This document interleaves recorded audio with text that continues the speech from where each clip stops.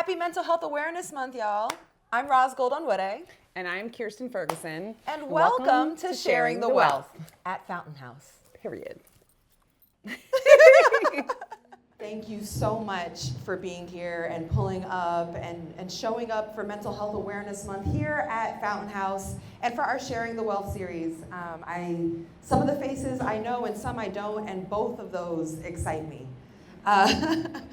Before we start, I do want to really thank Fountain House for their support and enthusiasm in putting this event on and their partnership in this. This is actually the second time that we've done Sharing the Wealth, and it couldn't be better placed. This is the Wellness Center in Fountain House. This building is expansive. If it's your first time here, it's a very special space.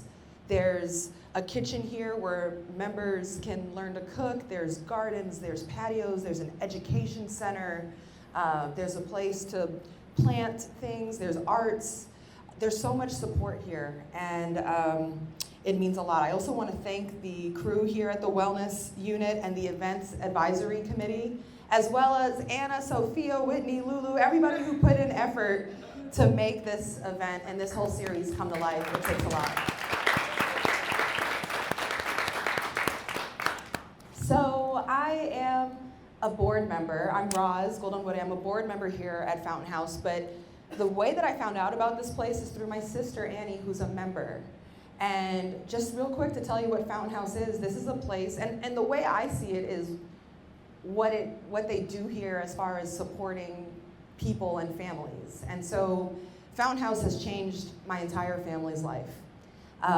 This place has been integral to Annie's success and journey. This is a place that supports people living with mental illness, severe mental illness, and there's so many services that members can take advantage of. And for my sister, she was, pursuing academic success and was able to get help with applying and paperwork and also finding scholarship money and funding. She was able to find internships here. She works out sometimes. She gets a meal here. They've even taught her to cook. She's often at the education center. And there's a lot of roles and responsibilities and ways to exist and have pride in your everyday life here. And so my sister has done volunteer teaching here, certain courses. It's something, Anne spends a lot of time at Fountain House. And it, at a time where my mother was very sick and my father went back to Africa and I was in college, this was a place that Annie got what she needed. And half the battle was she pulled up because she knew she wanted more for herself. And so together, we created Sharing the Wealth, this series. And so for Mental Health Awareness Month, Fountain House has been asking a bunch of people, what is your why? Why do you care about mental health? And so I'm gonna start with what our why was when we created Sharing the Wealth. Was, man, Annie's journey was start and stop and lots of, stop and goes, but she still pursued her academic journey and got her GED and then her associate's degree at community college, and then she ended up getting a bachelor's at NYU and then continued to push for it. And when she was done with that, I said, well, what do you want to do next, little sis? And my why was her. I'm her big sis. And she cared about wellness and helping people. And so there's so many people coming through this building and in life that are pursuing career success, academic success, just trying to live a productive and fulfilling life, and it's hard. And what we wanted to do was give access to different leaders of various industries. And in a day and age where everybody's doing announcement cultures, I'm thrilled to announce I've been promoted to this. My resume says, while that is important, that's not our focus here. This focus is about the wellness toolkit, the strategies, what worked, what didn't work, the boundaries, the safe spaces, the environments, the lessons about what you're taking in and what you're giving out and how you're affected by everyday stimulation and how to live with that. And so, we really care about those stories and those strategies, and that's what we're digging out here. you might notice already that Annie's not here. And so that is, a really tough part of today. My sister is awesome, and unfortunately right now she's not feeling really great. And she's just trying to get back on good footing and where she feels better, and that's a reality of this space too. We've had a ton of good days, but sometimes the days are rougher than others, and that's for everyone. I think that's any given day. You're fighting for your mind. You're fighting for your sanity. You're fighting for your life sometimes, and so it's really hard actually to do it without her because the voice is different here, And I think we were like, gosh, we do miss Annie's voice because that first time around, you really understood our why. And so we have a quick little video here to just a recap from the first series of Sharing the Wealth and a look at Annie's thoughts as she was coming through and wanting to build this program out. So let's take a listen. Hi, I'm Annie Gold-Onwude, and this is my big sister. Yep, I'm big sis. I'm Ros Gold-Onwude, and today, as sisters, we are launching Sharing the Wealth. I really want to see a brighter future for people living with mental illness, so that's really important to me. Please, immense accomplishment of mine to put this together with my sister and a team of other thoughtful workers and members here at Fountain House, so it's really, really special to me. It means a lot for us to be able to partner with Fountain House on Sharing the Wealth because we know firsthand just how integral Fountain House has been in Annie's journey. They helped me go to college. They helped me to understand, helped me even. We created Sharing the Wealth because we really want to bring wellness to a community of people at Fountain House who can see the careers and wellness practices and ups and downs of successful professionals and gain insights. And we have intimate Q&As, question and answers, talking about this wonderful field, spectrums of professionals we brought in, and it was amazing. So we really had a good time, yeah. Yeah, so give it up for Annie, yeah.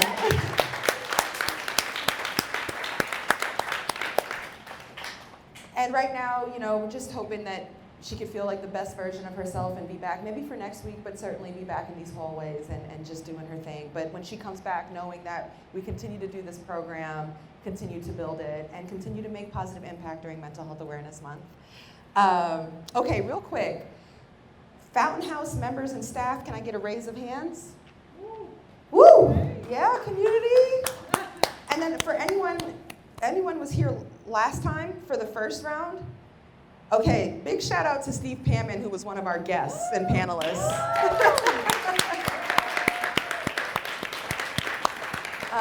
Absolutely great session with Steve. Love to see you here. Thank you for coming back. And who's a first timer here at Fountain House? Woo!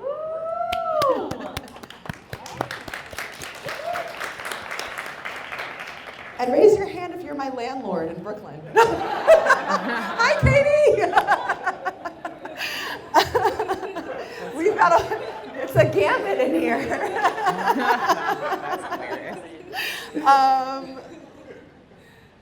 Okay, so this year's Sharing the Wealth, just to wrap up, is a 2-part series, and we have 2 incredible guests. It's going to be this Tuesday, next Tuesday. Next week, we'll be finishing the series with NBA champion Meta World Peace. It's going to be very exciting. But to start us off, I think it is now time to introduce our incredible guest. You may have seen her during your workouts. You may have seen her on social media. She is a well-known Peloton instructor. She is a motivational speaker. She is a professional mood booster, and I know that to be true because whenever I look at her, I can't help but smile. And she's an enthusiast for running and fitness. She's a mother, and she's a dope friend. Introducing Kirsten Ferguson. Hi. Hello. Hi, babe. I'm gonna have you intro me always. Thank you. Doesn't she just make you want to smile? Aww, Mood booster. Mood booster. Did somebody give you that name or did you create that yourself? I think I ChatGPT'd it. Like, okay, so this is my job. I want to say something fun, cute at the end of my resume that nobody else has. Right. So that's my real honest area. I'm gonna keep it real with y'all today, okay? Is that okay? That is what is happening in this room, complete realness. Yes. Welcome to Fountain House. Thank you. Thank you so much for having me. Where's Deb?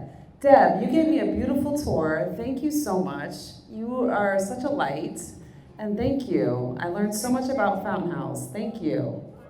Thank you.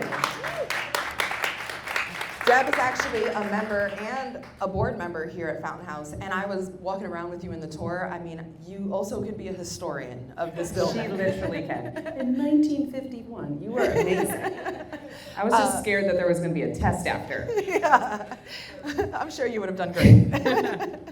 Okay, so for those who may not have been on a Peloton, which is probably fair, not everybody has, or can you explain what it is that you do? So Peloton is basically live television for fitness. And, but it's also a beautiful space. Hey, that's one of our members here. Hi, Roxy. It's a beautiful community that we've created. So we're not only working on our physical health, but also I think it's a beautiful space where we work on our mental health and our emotional health, and while we move together as one community, coming from all different places across the globe. Okay, so that's a beautiful explanation, but I think you have to see it to feel it. Cue the sizzle reel. Drop that sizzle. What is that, Peloton family? It is your girl Kirsten, and today's intention. What if it all works out? What if it all works out? It's time to lean in to the discomfort on purpose. Show up for easy, all right? You showed up to work. You showed up to get stronger. So act accordingly. Now, come on. It's my time. It's my time. It's hard, but I know it's my time. I don't know what it is, but it's coming. You didn't show up on this trek to stay the same. You showed up to change, to grow, to evolve. Together, yes? This was fun. See y'all on the leaderboard soon. Go enjoy your workout. I am Kirsten Ferguson. Until next time, Peloton. Peace. That is awesome. That's me in a nutshell. Yeah. Professional move boost. Yeah. Professional move. You are demanding up there. I know. I was like, that was a little harsh, Kirsten. How did you learn to talk like that while walking and running on a treadmill? It was not easy. It was not easy, especially when I first started at Peloton. I taught cycling, so I didn't even teach running. So I had to teach myself how to talk and run. And how did I do it? I went outside and I listened to my playlist and I started singing. So I apologize to every single neighbor that had to hear me singing and running at the same time. That was my main question. I'm like, not only are you speaking through it, you look great, you're crushing it on that treadmill. Yeah. Okay, to start this conversation off, I want to come back to that why question. And I want to encourage everybody in the room while we're talking to think about what your why is. Why is mental health important to you? Well, for me, I think for a long time, even growing up, there was such a stigma around mental health, and I don't think enough people spoke about it. And I've gone through a lot of highs and lows in my life, and I find that the more that I speak about it, the more it gives space for other people to know that they're not alone in it and really accept it and speak about their truth as well. And so that's really my why in all that I do, is to be vulnerable and honest about the things that I've gone through in the hopes that it can help others feel seen, felt, and heard. Were you always so strong and stable with your mind, or is that something that you worked at? Absolutely not. And it's kind of crazy because growing up, I was so terrified of public speaking. It was not a thing I wanted to do at all. And so it's kind of wild that I do this on a daily basis for thousands of people every day. But what I learned is there's like a superpower of being vulnerable and honest. And once you step into that and you realize that you can impact lives with that, it really wasn't anything other than, I think, just doing it and learning and growing that, you know, it really became like my life's purpose. Yeah. It's kind of wild. You have to lean into that vulnerability sometimes. I feel like sometimes we're programmed to put up walls and want to hide behind perfection. Yeah.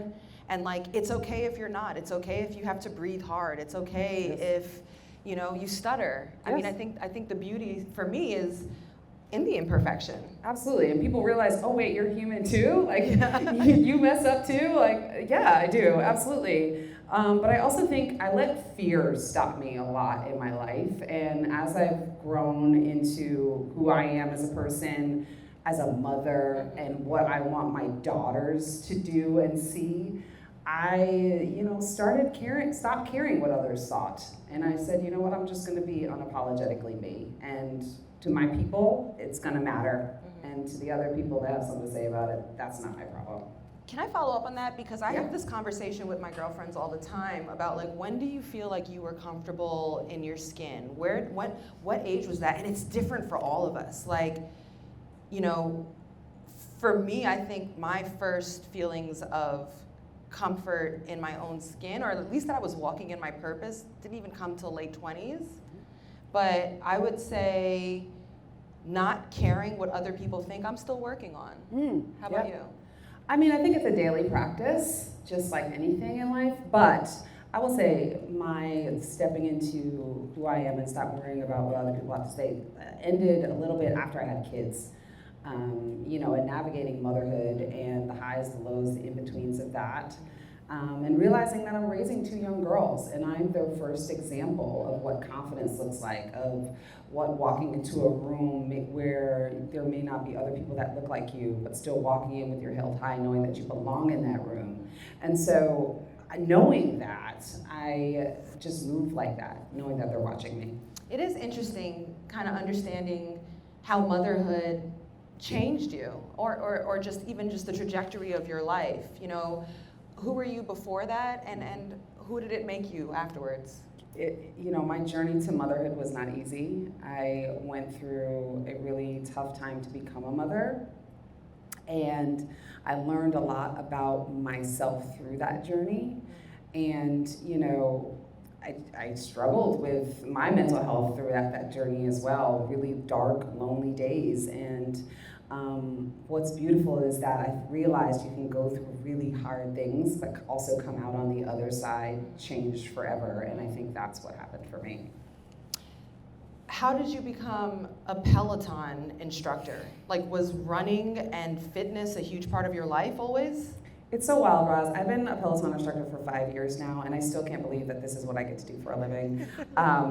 Because Peloton came into my life at probably one of the darkest seasons of my life. I was walking through a divorce. Now I'm learning how to be a mom to 2 young kids, and we're going through the pandemic. All at the same time. And I didn't know what was next for me. I didn't know how I was going to provide for my children. There was so many unknowns happening in my life. And I felt like that was pretty rock bottom for me. And it's kind of wild, you know, whatever you believe, God, the universe, but I believe in the power of manifestation, and so I have this like war room of things where I write down on things that I want on a Post-it note. Things that you want? Things that I want. And so I wrote on a Post-it note, I want to be a Peloton instructor, because this is during the pandemic. I wanted to get into fitness, and Peloton was like blowing up. And at the time I was teaching cycling. And so I was like, you know what, I want to be a Peloton instructor. And 6 months later, I got a DM on Instagram from Peloton saying, hey, will you come audition?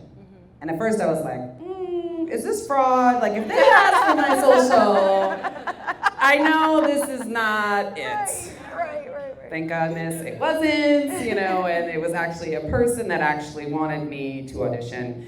But one thing I learned about manifestation is you need to be very specific, because it wasn't to teach cycling, it was to teach running, which for me, in my experience, I hated running my entire life. Like, if anybody would be like, want to go for a run? Absolutely not. Absolutely. I'll do anything but that. And, you know, God has a funny way of taking the one thing that you hate the most in life and turn it into your life's work. Yeah, right. Wow. So there's that. Yeah. And so they DM'd me on Instagram. I went through a series of auditions and, you know, all during the pandemic. And they said, yeah, we want you to be our next run coach. And I was like, well, now that's a bit of a pickle because I don't know how to teach running. So here we go. But I learned to bet on myself, you know, and say, you know what, I'm just going to go along with this journey and see where it can take me. And I think one of the other beautiful things is when I step on that tread, I step onto that tread 100% authentic. I said, you know what, I have not always been a runner. I am a beginner runner. So to those friends out there that are trying to get into your health and wellness space and you're a walker and you want to learn how to run, I'm your girl. Yeah. And I realized that not trying to be anybody else but me is what worked for me. Yeah, I mean, those are examples of wellness strategies at a time where you were low and unsure and maybe doubting. And when these types of things are happening, our brains can be clogged, our minds can be disorganized or cluttered or overwhelmed. And one thing I'll point out was the manifestation, the writing things down, the being specific about your hopes or what you want in order to get out of it. What else do you do in moments where maybe you're feeling unsure or depressed or confused? One thing I've learned is find someone to talk to. I have always been the person where it's like, I'll figure it out. I got it. I don't need anybody else. I was raised by a very strong, independent woman. And I was like, I'm a strong, independent woman too. I got it. And then I realized I don't got it. You know? Like, I need help. Right. And so finding a life coach or a therapist, somebody to talk to, changed my life and really helped me navigate all things, and still does to this day. So one, that's a strategy for me, but also I think a lot of times when you're going through something really hard, you just want to be like this, but like for me, it's eyes wide open because you may be completely missing the place, the door, the opportunity that's awaiting you on the other side. Like for me, I could have never envisioned teaching running to a community around the world. Like I couldn't see that for me, but it was waiting for me. And so I think, you know, sometimes you have to let go of the plan that you thought you had for yourself and just be open to what is your calling. I couldn't agree more with that at all. I subscribe to that wholly, fully. That I often say to myself, like, you have to let go of old versions of yourself to be open to new ones, and they could be bigger, better, and badder. Correct. And it's something that I can give a testimony to. So that one hit a core with me. Yes, girl. Yes. You know, running though can also be a form of therapy. I know a lot of people, and that's words you use. I don't even want to take credit for that. But you know, I feel like especially for people, maybe members at Fountain House, but everyday people, everyone, life can feel like it's happening at you. And sometimes you can feel like you're getting pulled and pushed in different directions and that you are actually not in control of your day. Like you are just spending the whole day reacting. And what I have found in working out is that is something for the most part that I can own, that is mine. And I wanted to get your thoughts on fitness as a therapy and perhaps just other ways of how you can try to add more control back in your life, as it's really hard to do that sometimes. No, absolutely. I mean, this thing called life looks like this a lot of times, but with movement, that's the one thing that you can control. You can control how you show up, you can control how hard you go, you can choose where you want to go, what you want to do. And the one thing I do love about walking and running is I could do that thing solo. Like I'm not needed anywhere. I'm not mommy, I need this, I need that, or answer a phone, no, do not disturb. Like that's my time for me. And so I use it, I always say movement is a form of moving meditation. And so no matter whether you're walking, running, lifting weights, there's a beautiful opportunity for release A lot of people take my class, Roxy, you can say this, like, sometimes you laughing, crying, sweating, doing all the things all at once. You're like, what just happened? Have you ever cried in her class? Wow. It's a full body experience. It's a full body experience. Welcome to Peloton, everyone. And so, you know, it really is that, though. You know, it's that one thing that you can control. A lot of things, life without your approval. And so you just need to say, okay, what can I control today? I control 1 hour of my day, that's for me, and I'm gonna choose to do X. And I'm gonna do it the way I wanna do it. And I'm gonna listen to what I wanna listen to, and you have complete control over that. And I think that's a beautiful thing. Okay, I'm gonna share my truth, and I know that it's gonna be different for everyone here, and then I'm gonna ask y'all for your truth. I have been an athlete since age 4. For me, now as an adult, working out is easy. I feel very comfortable going to the gym, and I feel like I know what to do, and I know that I'm gonna, get the most out of it. I never feel not motivated for the gym. My problem probably is with the eating. So who are the folks in here that already have a fitness regimen, feel really comfortable with it? Okay, so not everybody is like me. Okay. Now there's other stories. There are other stories in truth. I'm going to give another example. Are there some people who can't get motivated to start the fitness? Is there anybody who's not motivated for it? Fair.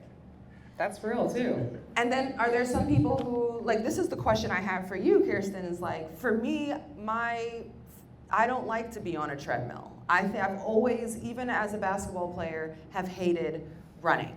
Same. And you shared that you too didn't like it. I remember we used to do the 2-mile test at Stanford women's basketball, and we had to make our certain times by position, guard, forward, center, and I was a guard. And I remember I would be running that dang 2-mile test, and our track was 4 times around for a mile, and just the idea of having to get to 8 of these, I just was always in my own head about it, and I started to get so weird about it. I'd be on lap 1.5, and I'd be like, well, what if I just fell? Could I get in trouble if I tripped? What would she do if I hurt myself? And then there was this one girl, Sissy Pierce, who could run like a gazelle. And she'd be like a dot in the distance. And I'd just try to keep track of the back of her head. And I just knew I could pace to that. But it was really, running became so hard for me that it was a mental task to even do it. So for some advice in the room, for those who aren't already on some kind of run regimen, or even a fitness regimen, how do they get started, especially if you think it's hard? Well, listen, all things in fitness are hard, but it's a journey. That's why they call it a fitness journey. You don't start day one and cross the finish line. It's a journey, it's a process. And I think also, one of the things I love, I teach walking. And, walking has so many health benefits. Even if you just go out for 10 minutes, just to exhale, breathe, move your body, get your heart rate up. A very easy thing you can do. Step 1 is that. And look at it as a process, and you don't have to get to the end goal of running a marathon. You can also just walk, run is a thing too. And I think, that's one of the things I had to learn too, is it doesn't need to look perfect day one at all. It can be a little short steps to get to where you want to go. I'm even coaching my mom right now. She's 73, and I'm getting her moving. She loves Zumba. I'm like, okay, find out what you love. What do you love? What lights you on fire?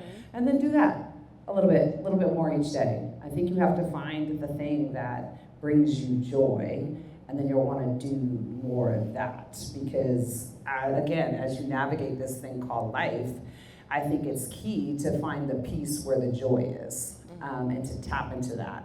And when you can tap into that with movement, there's so many benefits to that. Again, that's what you can control. That's where your joy is. That's where you exhale.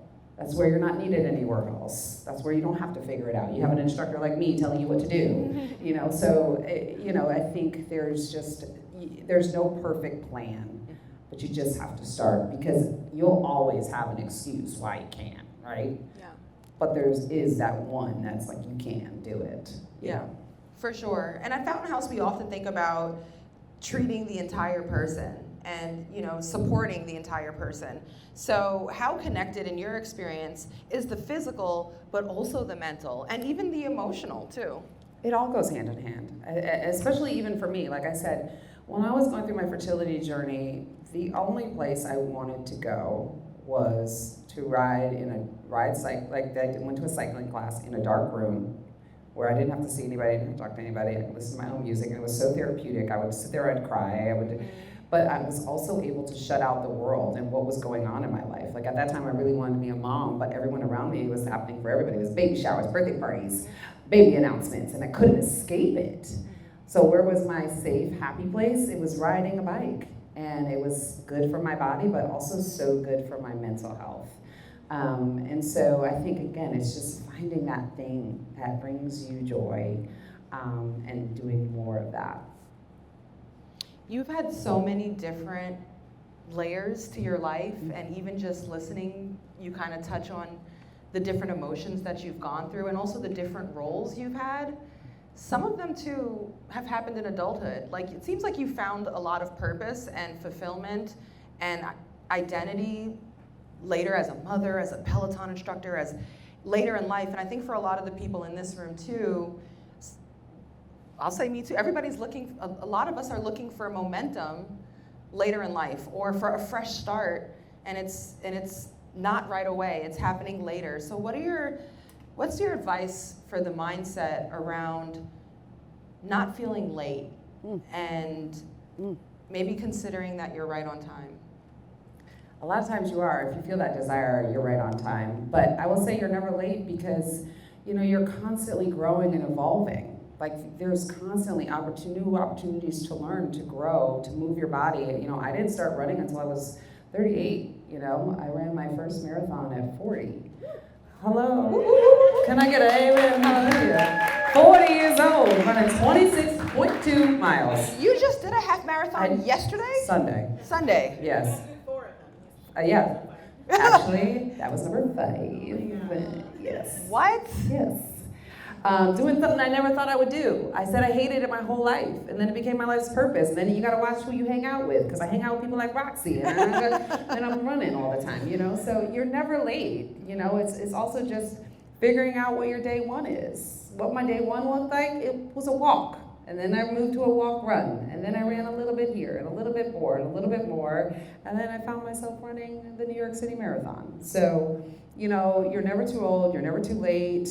A lot of times the world will put this timeline out here that you need to be married by this time and have kids by this time and, all these things. But I'm constantly evolving, and I'm loving the person I'm becoming. And I think, I'm excited for what the future is, and I hope you guys are too for yourselves, because you have so many opportunities every day to just try something different or evolve into another person. And even getting my tour with Deb here, there's so many beautiful opportunities that this space, provides for the members here to learn something new, to grow a plant. I don't know how to grow a plant, so all the plants die in my house. So maybe you'll help me, okay? But yeah, you're constantly growing and evolving. You touched on it earlier, and it was touching to hear, and hard to hear too, when you were getting older and you found that your friends were having baby showers and announcements, and your fertility journey, it was hard. How did you deal with the fact that the timeline and what you envisioned for yourself wasn't happening as you would have planned and hoped, especially while others around you were experiencing that? It was hard. It was hard because also it was at a time where people weren't talking about it. Again, people didn't talk about mental health. People didn't talk about fertility journeys and how it happens for others, and it doesn't always happen on your timeline. And so I was navigating that alone, and it was a very dark place for me. And so that's why I speak openly about it, so people know that they don't have to be alone. But also, time is a very interesting thing. And I think that's why, again, I love fitness, is I learned that I couldn't control that. I couldn't control, as much as all the science behind fertility now, at the end of the day, so many beautiful things have to happen in order for you to have a baby in your arms at the end of the day. And I could not control that, and I don't do well without having control. And so I had to find the one thing I could control, and that was movement for me. So, yeah. Are you willing to share, how did you get to that point? Again, I was just at the place I could go to. Well, having your. Oh, having my children. Oh, so where do you want to start? Joe. They're 10 and 11 now. Yeah. You know, I went through an interesting journey. It was tough. You know, I was with my husband, and I was like, oh yay, we built a house. Like it was like I was putting the perfect puzzle together, like all the pieces. I met the right man. We got the house. We did a little bit. I was working at the NFL, my job. Okay, I'm gonna stop doing that, and then I'm going to, you know, have children because this is the beautiful puzzle I'm putting together. And then the pieces weren't fitting correctly, and it wasn't happening. And then it did happen. And then, you know, we learned that I was miscarrying, which was really tough, on Mother's Day. And so, you know, anybody that's gone through that, it's absolutely devastating. And then, you know, I learned that, you know, some things weren't working right in my body, and had to learn very tragically, and had to have surgery on my uterus. And then 6 months after that, which if you're trying to have a child, that timeline feels like an eternity. And then got pregnant again and saw heartbeat, baby moving, and it was like, oh, this is the other side of the hard story that I had to go through. And then we went in for another ultrasound, and the baby was laying at the bottom of the sac with no heartbeat. And that was devastating because I felt like I had been to the other side, and I didn't think there was going to be another level of hard that I'd have to go through. And I just couldn't understand why, and there were no answers. And that was really tough for me because I do well with like, okay, well, you take this vitamin and you do this, and you will become a mother. But there was none of that. And so, you know, having to sit with that, not knowing whether it was going to happen for me. But then I remember having a conversation with a close friend of mine, and she said, Kirsten, there's so many beautiful different ways that you can become a mother. You're going to be a mother. Just exhale on that and just trust in that. And she was right. And, you know, I finally let go of my control. And the moment I let go and said, you know what, however it's going to happen for me, it will happen for me, and it will happen in the right time. And it did. Because 3 months later, Eden Grace Ferguson was on her way. Yeah. And she is so special. She's 11 now. She's sassy. She's a preteen. She likes to shop at Sephora and spends all my money. And then, you know, 6 months into Eden Grace's beautiful life, I found out Emery Faith Ferguson was on her way. And my goodness, that one came in like a hurricane. All the grays on my hair are from Emery Faith Ferguson. And I apologize to my mom every day because Emery is me. And yeah, so, and that, I look back on that, you know, we just had Mother's Day, and Mother's Day was such a tough day for me. And so now to be on the other side, you know, I teach on Mother's Day every year, and I say it's one of the hardest days for me to teach because I hold space for a lot of different people. Some people that, you know, don't have their mother anymore or designed to be a mother, may have a tough relationship with their mother or is a mother and really likes to celebrate the day. And so, though it is a beautiful day, it's sometimes a really tough one for me to navigate. I appreciate the vulnerability and you sharing so much about your journey, and I'm happy that it did work out for you in a way that's very purposeful and fulfilling. You know, I think going back to the wellness side of this too, though, is how did you assign value to yourself or learn to still feel valuable even without seeing the outcomes that maybe you desired? Or, you know, how do you define what value is for yourself? It's interesting, and I'll be honest with y'all, because we're all friends now. I didn't feel that way for a long time. And it wasn't really until I started teaching and I realized that, oh wait, I can take my pain and turn it into my purpose. And that's where I started to really feel my value and worth. And, really stepping into that and sharing my story and knowing that I'm helping other people. That's my real why, and I'm learning that and navigating that and all the beautiful forms that can come into. Amazing. I'd like to kind of finish this out before we open it up to questions. You talked about it at the top of your convo, but you've also told me you've got kind of like an affirmation walk or run. What are some of your favorite affirmations, or some that you think are most important? And can you leave us with a few? Oh my goodness, well, it'll put me on the spot. Hot seat just got hot. What was it? 5 years ago, I created a class at Peloton called Intention Setting Sunday, and they wanted me to teach long walks. They're like, Kirsten, you're gonna be our 60-minute walk coach. I'm like, well, what am I gonna talk about for 60 minutes? And I really do feel like movement can be a form of meditation, and so I wanted to give a series of affirmations where I would touch on stories from my life or just experiences that I've seen or heard, and give affirmations, like create a tool belt for people to navigate this thing called life. And so affirmations is a big thing in my household. With my girls, we pull up to school, I'm like, what's your affirmation of the day? And they'll say it. A lot of times they say the same one. I'm like, you gotta get creative. And so, it's a big piece of my life, but also, every time I run into Peloton members, that's the one thing they say has helped them navigate, life or their day, or they were going through something really challenging and they took the class and I somehow knew that they were walking through that, and I said something that, helped them navigate that. And so some of my favorite affirmations, and something that I struggled with for a long time, and it's simple, it's easy, it's like, I am enough. I am enough. I am enough right where my feet are today. I'm doing the best that I can, and that's okay. I always say perfection is boring. How boring would our world be if we were all walking around perfect? We're all navigating things, and so I would say I am enough is a big one for me, and I'm constantly kind of reminding myself of that one, for sure. You are enough, and we couldn't thank you enough for showing up here today and just walking us through your personal journey, your professional journey, also talking us through fitness as a tool for WELLth.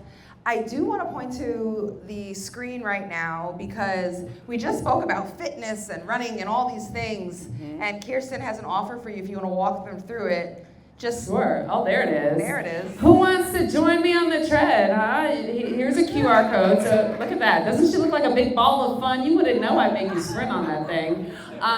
Get out your phone, and you can scan that QR code and get a free 60-day trial. You don't need a tread to take my classes. You can walk outside, walk along the West Side Highway, and we have outdoor content. We have strength classes that you can take upstairs in the gym, and so I would love to see you on the leaderboard. Yeah, we didn't want to sit here and talk about all of this and not give you some tools and support and guides. There's thousands of exercises available on this app, and you get a free 60 or 30 days? 60 days, and you don't need equipment to do the exercises. So for those who might be inspired in taking some control on the physical side of their journeys with wellness, there it is. Please scan that QR code. Let's open it up for questions from the audience really quick. Yes? Thank you for such a lovely talk. Quick question. What does your community of support look like? Great question. I have a village of people. One is my life coach. She has changed my life. I started working with her right after my divorce, and she helped me navigate a lot of things that I didn't even realize that I was still carrying from my childhood and my past. And we talk every week, and she is on my village. Also, I have an amazing set of girlfriends that are my rocks, like people, my ride or die people. And I've learned that asking for help doesn't make you weak, it makes you smart. And having people in your corner that you can trust is so important.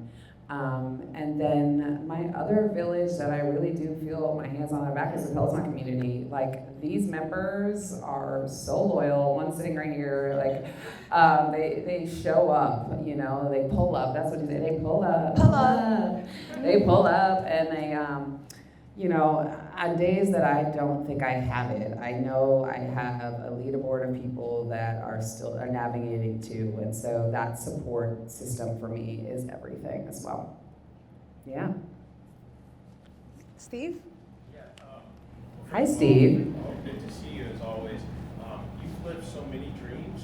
What do you dream about now? Ooh, great question. I have a lot of dreams for myself. One is to do what I do every day, but not always running. I want to do more public speaking. I want to get out there. I want to speak to women and inspire them and, you know, help them dream big dreams too. Again, like, I could have never envisioned this life for myself. And so just being open to what is to come. Also, my daughters and I have a project that we are going to be launching in July. So I can't say it yet, but it was a really beautiful project that I worked on with them, and so that's coming with a lot of other things attached to it. So I'm just, you know, really, Peloton is a great platform for me, but I know that's not my end. I have a fire lit under me now, and I'm so open to the different avenues and spaces and places it can take me. But I do anchor myself in inspiring and motivating women to find their true potential in life, and knowing that you never stop dreaming, keep growing, keep evolving, and do the thing that scares you the most. I'm gonna piggyback that. Yeah. How do you get over the hump of taking that risk of leaving something that seems pretty comfortable and awesome and trying something new?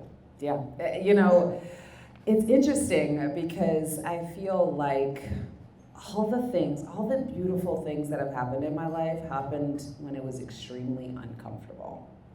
Like, so if I'm starting to feel good and like, ooh, I got this, I know I got some work to do. Like, it's okay. Okay, now what's next? You know, like, constantly continuing to grow. And I also surround myself with women that are just doing a lot. And I think that's important too, is to surround yourself with people that have a growth mindset. I think if you're surrounding yourself with people that have a negative mindset, have a scarcity mindset, they can be like a cancer inside you and you didn't even know it. And so I like to surround myself with people like that as well. In the back? I'll stand up. What's your take on the impact of technology on health in general? I think, you know, it's a great tool. I mean, look at what we're able to do through fitness. You can work out with me on your phone wherever you are at and however you want to work out, and there's so many different options and ways to move. So I think it is a beautiful tool to use. I think, you know, even raising children, I'm like, oh, screen time. But, you know, I think it is where we're going, and I think using it in the right way to move is a great asset to have because you also want to not be restricted to, oh, well, I can't go to a gym, that means I can't work out, so it's done. It's like, no, actually, there's an app right here that you can scan the QR code and you can go and walk with me. I have a great playlist and we can move our bodies together. And so there's beautiful ways that you can use technology to help your fitness journey, your mental health journey. We have meditations, we have yoga. There's so many beautiful ways in which you can connect through technology. Yes. Thank you for doing this, by the way. Thank you. I think it's awesome. I noticed that you've been able to conquer a lot of different things in your life, and I think that's great. Can you talk about a challenge maybe that you're still in the process of conquering, and what things you're doing to kind of overcome that? Ooh, great question. I want to be honest with y'all, like sitting up here, it may sound like I have it all figured out, but in reality, every day I'm navigating my own, I call it my gremlin in my head, where she sometimes gets really loud and says, you know, girl, you're not enough, or, oh, you can't do that, or what makes you think you could do that? And so there's a daily practice of a work that I'm, you know, constantly trying to overcome. And I think also for me is discovering, you know, what's next. You know, even to Steve's question is like, all right, well, you did this, now what? And so I think sometimes you get stuck on the now what. And if it's not clear, you can easily fall into comfort, or, you know, just like, oh, well, it's not the time, so whatever. So I think trying to battle that too, as to like what is next for me. And I also, you know, the gift and the curse of having really successful friends is you can look at them and see what they're doing, and you're like, well, I'm not doing any of that. So I mean, you know, what's that like? Or, you know, I'm worthless, or whatever the gremlin wants to sell me that day. But then you also have to just say, like, no, it's just not my time. Or a lot of times I like to say, when I see somebody like really taken off, I get to see it because it's making it known to me that it's possible. And so navigating that as well. Also, I have 2 preteens, so that is my current challenge. Okay, one is sassy, and so also learning that every mom is trying to figure it out, and there's no perfect way to parent has been an interesting journey. And, you know, dealing with mom guilt. You know, I have big dreams and big goals, and I can't always be in the place that they need me to be. And so just trying to navigate all that too. As a single mom, it's not easy. Single moms are also superheroes with invisible capes, and we figure it out. But it's not easy. So that's a challenge, daily challenge of mine. I have a question for you. What was your position when you played basketball? Oh, me? I was a guard, a 1-2, point guard, shooting guard, more of a point. Okay, so when you and your team, right, was faced with a challenge, or faced with against another team, you know, or opponents, right? Were you intimidated by the challenge? Did it motivate you to become better? Oh, that's a great question. I enjoyed a challenge, and I often tried to create one if there wasn't, to give me an edge. I loved a little bit of extra motivation. You know, actually, it's a great mental health or mental strategies, because I was trying to find a way to continue to bring the best version of myself and come and compete. But you know what? When I was at my best, if I had to be honest, it came from within rather than trying to manufacture something against someone else. It helped to create an edge. I was the player who often in the huddle before the game would do the fire-up speech.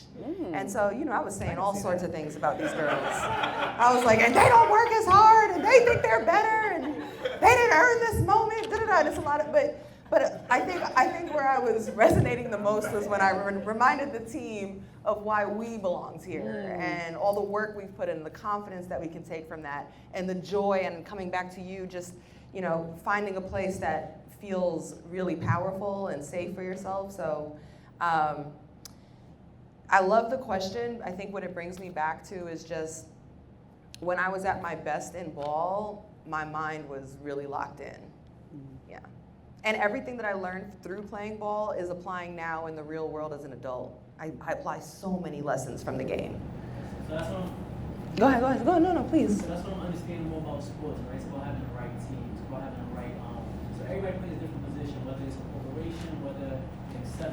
Even found right? You have staff members, you have people above them. Same thing with coaches, assistant coaches, and team owners, right? So the goal is for the team to win, right? So when one lack, others pick up that, right? 100%. So that's what I'm understanding also too about mental health, and I'm understanding about life over everything. So sometimes my teammate might, whether it's a man or woman on my team, they might have never broken and scored more points while I pass, or while I sit on the bench and watch and observe.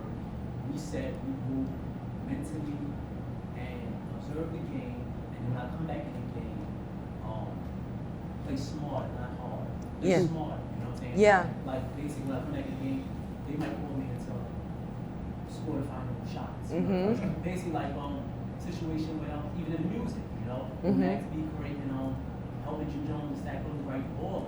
You know what I'm saying? Yeah. That was a winning shot during that early years ago. Yeah. And, Tom, now you got other artists that do that too. So understand that everybody plays a part. So sometimes I'm realizing I gotta sit on the bench. So detox from people, places, things, and information. Reset, reboot. And when I mean by reset, reboot, that's also information. Yeah. That was learning things, certain places. And when I mean by certain places, too. So it's like, when basketball, right? When they play in different states, right? That state might have a more advantage because they use that zone. You know what I'm saying? Yeah. So with taking myself out of certain environments, I see things different. 100%. I completely am vibrating on the same frequency with you. Like, I understand exactly what you are saying, and I agree. And so I really understood the basketball analogy more than the music one.